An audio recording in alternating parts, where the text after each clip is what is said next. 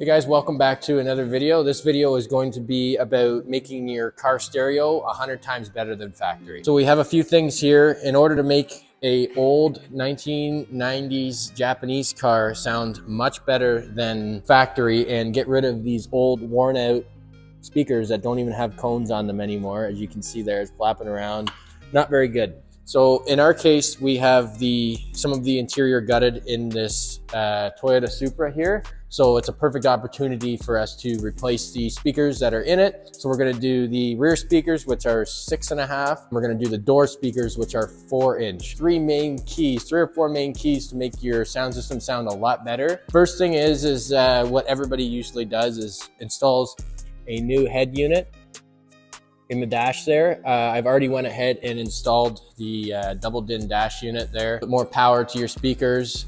And the next thing for key is upgrade your speakers here.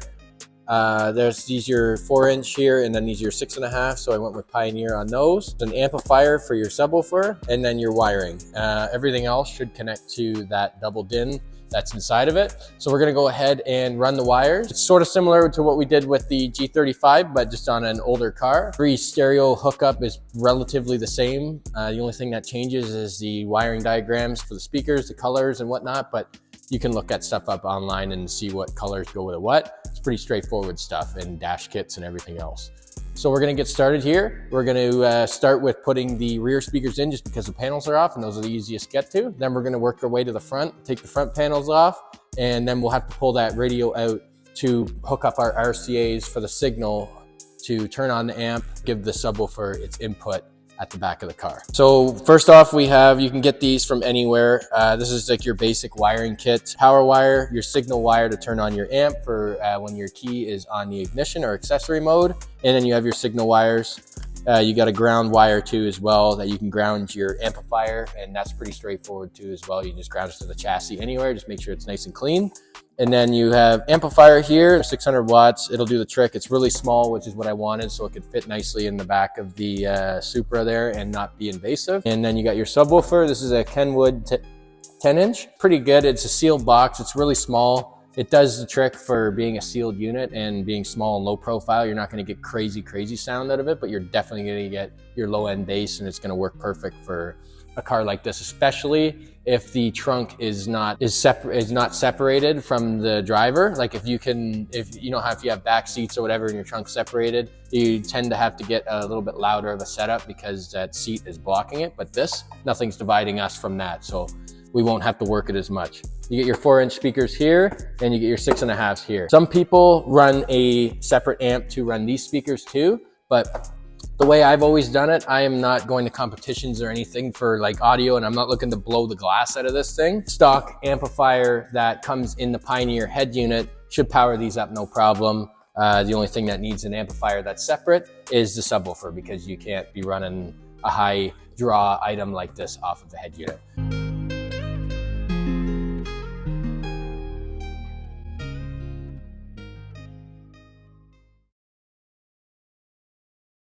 So in this case, like you said, this looks fairly straightforward here because we have the panel already off. But if you have a Supra and you're looking to put speakers in, these grills that are over top of this, they pop right out anyway. So you don't actually have to remove any of these panels to get to these speakers. The only reason why I have the panels off is because I removed the rear glass here.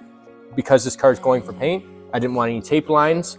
So I wanted all the glass taken out of the car. So we're gonna pop these out here.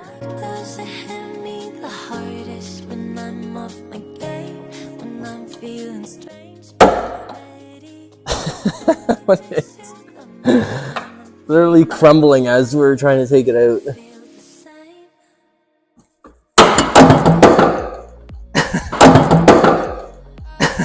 There you go. I guess it was stuck a little bit. Okay, so the original screws are not wide enough to mount this, so I'm going to use something with a washer on it here to hold it in. This is when I mess with the screwdriver and go right through the cone on the speaker. Oh, sorry, dude. I was here to help you with your stereo system, and I just blew it apart. It's good to tap around it too and make sure that there's no rattles, because it's better to fix it now than it is when the panel's back on it. Now to do the other side. My heart is to find silver and clouds.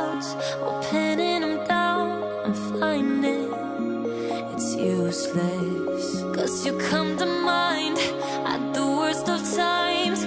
Oh, why does it have me? And just like that, we got 2 rear speakers in the back of this car, and they're ready for the new panels to go on. So now we're gonna work our way to the front and pull the door panels off like I'd mentioned. And then once we have those in, we can start running our subwoofer wires. Look at this old crap. Comparing it to the new stuff here, this stuff looks way better. You got your tweeters in line too as well. Just overall a way better speaker. Modern and not so modern. We're gonna pop all these clips off here, as well as when we have the door panel off, I have brand new bolster, I guess you wanna call it, armrests for this side and that side. And I have new speaker grills, OEM, to put on here. So we'll change all that stuff while we have the door panel off.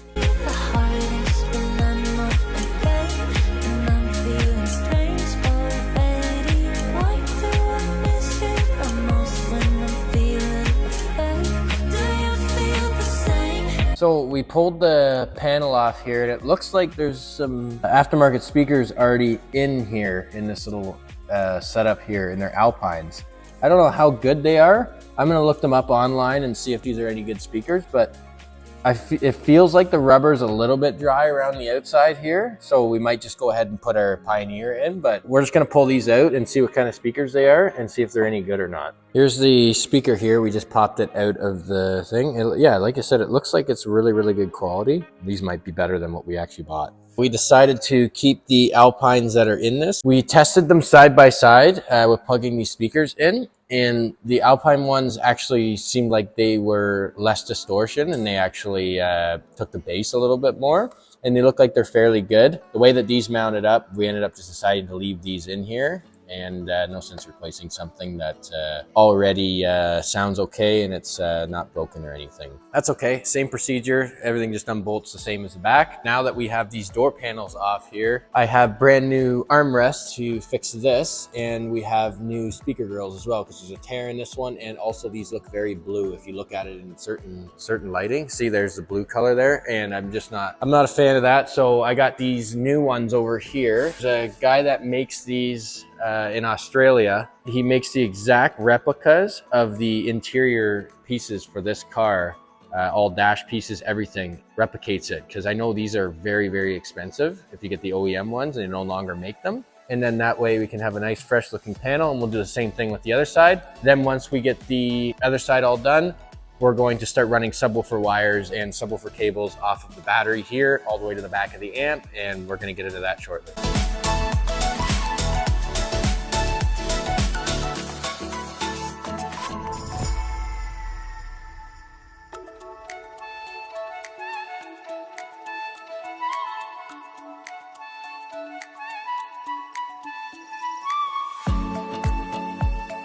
Okay, so now that we've re-and-read these both dash panels here, they're all really nice and fresh. As you can see here, new speaker grills, the new armrests look really good. It'll tie in nicely once we get the handles back in. I have them stacked on the Mustang right now, and all the bags are labeled.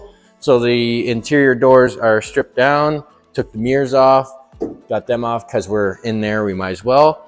And same with that side over there. Now that all these speakers are done, as you guys seen, we kept these. We decided to keep these. We did the rears, as you can see them back there.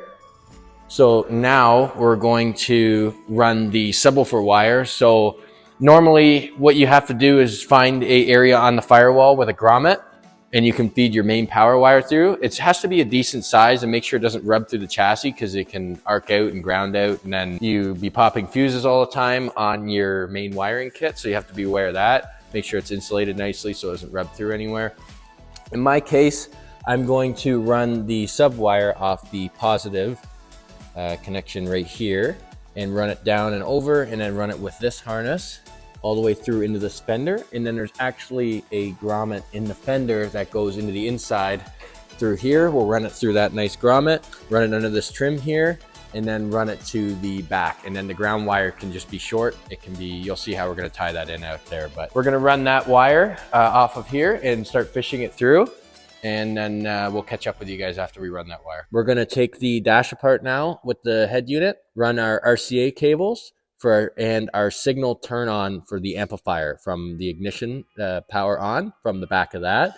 over and run them with this wires. But you can run them separately if you want. Your RCA cables can be ran on the other side if you really wanted to, but I'm going to keep things simple, run it all together and run it up the one harness into the trunk. Once we get that all ran, then we're going to figure out what we're going to do for the ground for the rear amp and where we're going to mount that. We ran our RCA and our signal turn on wire through the dash to the bottom there for the accessory key on, so it turns the amp on. I recommend before you put all your dash pieces back together, test it, make sure that you hooked up your connections properly in your RCA cables, because there's a few connections usually on the back of these head units.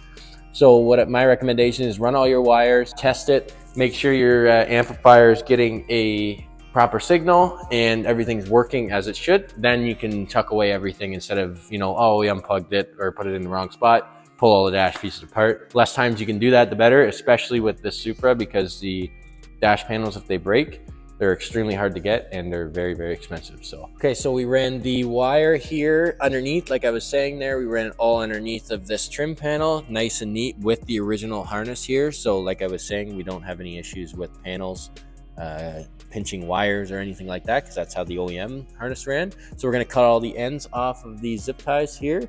We ran it up behind and up and over, and again with the original harness all the way through.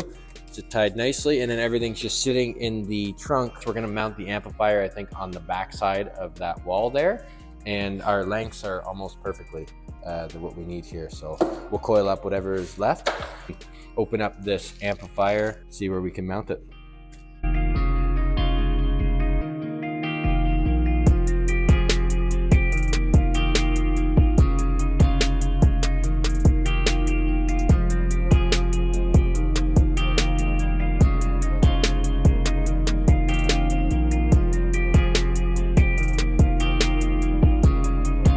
We've just finished up mounting everything and running all the wires. If you look over here, we have zip tied everything, and the only excess wire we have is sitting right here, which is good. That's all coiled up, and nicely, we didn't have too much wire there. It runs underneath. The ground is over here to the body onto this bolt here, and it's nice and clean underneath there, so it should contact for a good ground. The power wires here, the signal wires hooked up.